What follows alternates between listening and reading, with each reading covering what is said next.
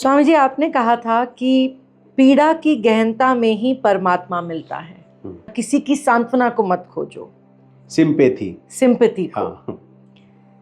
स्वामी जी, हाँ, फिर मन में एक क्वेश्चन आता है कि क्या भगवान के चरणों में शरणागति भीषण दुख के माध्यम से ही हो सकती है, या कोई ऐसा भी भक्त हो सकता है जिसने सुखी जीवन जीते जीते ही परमात्मा को पा लिया हो? राजा जनक उसका उदाहरण है।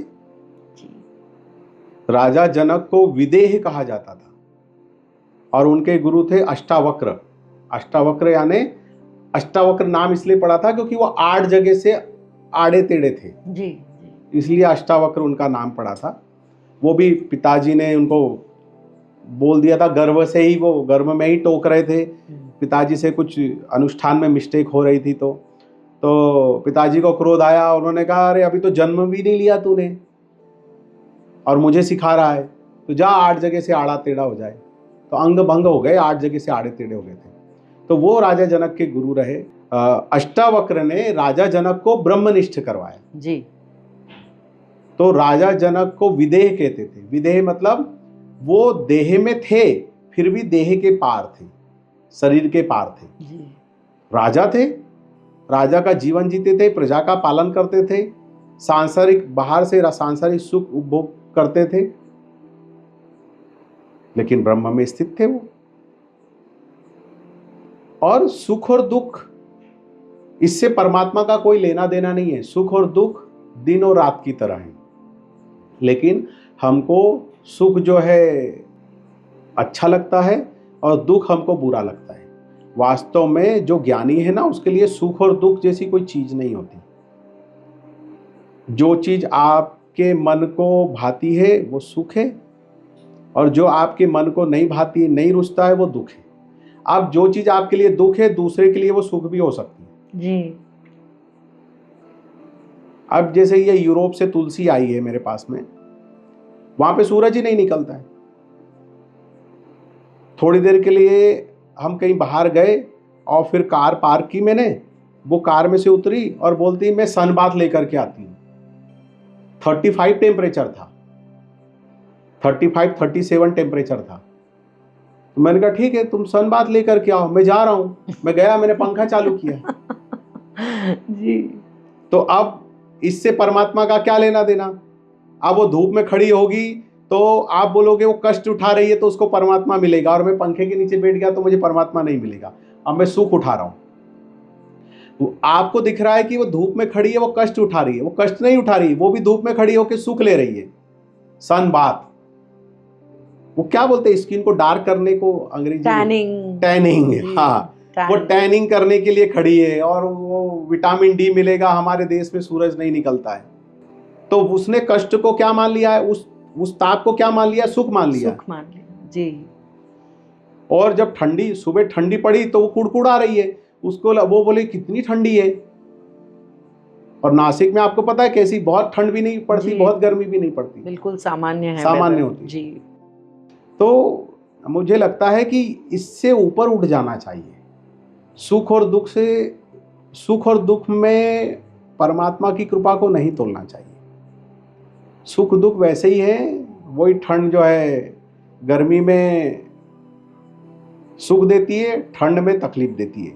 वही गर्मी ठंड में सुख देती है और गर्मी में तकलीफ देती है। तो एक ही चीज है, परिस्थिति स्थिति के अनुसार उसका सुख और दुख की परिभाषा बदल जाती है जी। आप इच्छा से भूखे हो तो उसको हम उपवास व्रत बोलते हैं जी। जितना आप अपनी इच्छा से रख रहे हो 3-3, 4-4 दिन, तो आपके चेहरे का तेज बढ़ रहा है, मन शांत हो रहा है। और जबरदस्ती आपको भूखा रख दें, 2 घंटे लेट भोजन दें आपको, तो पूरा घर सिर पे उठा लेते हो, चिड़चिड़ करने लगते हो। अब आप मुझे बता दो यहाँ पे सुख और दुख, यहाँ पे भगवान की कृपा बता दो। कृपा आपकी मन की स्थिति है। मन स्थिर है ना आपका, आपने उसको एक्सेप्ट कर लिया, स्वीकार कर लिया। अब जिसकी जैसी समझ थी वो वैसा मांग लेता है। कुंती ने मांग लिया कि कृष्ण ने बोला कि बुआ क्या चाहिए आपको, तो कुंती ने कहा कि मुझे दुख देना। अब उनकी अपनी समझ थी, उनका अपना अनुभव था, तो उन्होंने कहा दुख देना, तो कृष्ण ने बोला अरे सब तो सुख मांगते हैं, आप दुख मांग रही हो। बोले हाँ, क्योंकि मैं जानती हूँ जब जब हम दुख में रहे हमने आपको याद किया, जब जब हम सुखी हो गए आपको भूल गए। ये उनके अपने अनुभव से उन्होंने मांगा। अब कुंती की तरह आप मत मांगने लग जाओ कि भगवान मुझे दुख ही देना, दुख ही देना, दुख ही देना। आप ऐसा नहीं कह सकते क्या कि भगवान ना मुझे सुख चाहिए ना दुख चाहिए, तू तय कर, तू डिसाइड कर, तुझे लगता है ये मेरे लिए उचित है तो ये देना, तुझे लगता है ये उचित है तो ये देना, तुझे लगता है मुझे कष्ट देने में मेरा कल्याण है तो कष्ट देना, मुझे सुख देने में, भौतिक सुख सुविधा देने में मेरा कल्याण है तो भौतिक सुख सुविधा देना, कंपनी का मालिक बनाने में मेरा कल्याण है तो कंपनी का मालिक बनाना, और चपरासी नौकर पोछा लगाने वाला बनाने में मेरा कल्याण है तो मुझे झाड़ू पोछा लगाने वाला भैया बनाना या चपरासी बनाना। हम ऐसा नहीं बोल सकते क्या? बोल सकते। जरूरी थोड़ी कि कुंती वाला सूत्र, वो फार्मूला आप भी अपनाओ। कुंती के अपने जीवन के अनुभव कई ऐसे हुए हैं जो राजा का जीवन जीते हुए भी परमात्मा की भक्ति की है और परमात्मा उनको अपने धाम लेकर के गए, भगवान अपने धाम लेकर के गए। तो इसमें सुख और दुख कहाँ आ जाता है? इससे हमको लगता है कि ऊपर उठना चाहिए, इसको समझ के द्वारा इससे ऊपर उठना चाहिए। बीमारी इसलिए आती है कि आपकी स्ट्रेंथ, रेजिस्टेंस पावर बढ़े, फिर स्वास्थ्य आता है, उसका अपना आनंद है। प्यास इसलिए लगती है ताकि पानी की वैल्यू समझे। अब प्यास ही नहीं होगी, प्यास की तड़प ही नहीं होगी तो पानी पीने पे जो तृप्तता महसूस होती है वो होगी क्या आपको? वो सुख नहीं मिलेगा। वो सुख नहीं मिलेगा। तो सुख और दुख तो पूरक है एक दूसरे से। सांसारिक आप भौतिक जीवन जी रहे हो तो ये एक दूसरे के पूरक है, इसमें कहाँ आप फंस गए? इसको जीते हुए तो आपको भक्ति करना है, इसको जीते हुए आपको इसके पार जाना है। बहुत ही खूबसूरत स्वामी जी। तो मुझे लगता है कि अब ये अगर कोई सुनेगा तो ये समझ जाएगा कि ये सुख और दुख से भाई परमात्मा की कृपा का कोई लेना देना नहीं है, उससे तोलना भी नहीं है और उसके द्वारा समझना भी नहीं है।